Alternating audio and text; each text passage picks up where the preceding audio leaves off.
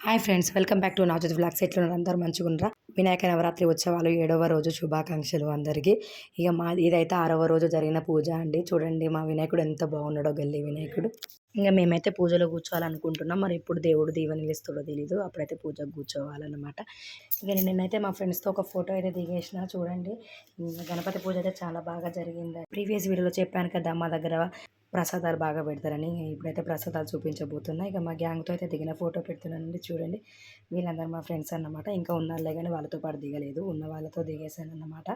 పూజకు కూర్చోవాలన్నా కానీ వీలు కుదరాలి కదా అండి. మా ఆయన ఇంట్లో ఉండాలి, అప్పుడు పిల్లలు ఉండాలి, అప్పుడు పూజ చేయించుకోవాలి. కాబట్టి ఎప్పుడు వీలు కుదురుతుందో చూడాలన్నమాట. ఆ దేవుడు ఆశీర్వదించి అది ఏది జరగదు కాబట్టి ఆ దేవుడు ఎప్పుడు ఆశీర్వదిస్తే అప్పుడు జరుగుతుందన్నమాట.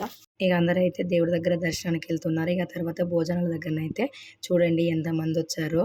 నేను చెప్పినట్టుగా ఈసారి అయితే ప్రసాదాల దగ్గర వీడియో అయితే తీసానండి. చూడండి, ప్రసాదాలు పిల్లలు పెద్దలు అందరూ ఎంత బాగా కూర్చొని తింటున్నారో. మాకు రోజు అన్నదానం లాగానే ఉంటుందండి.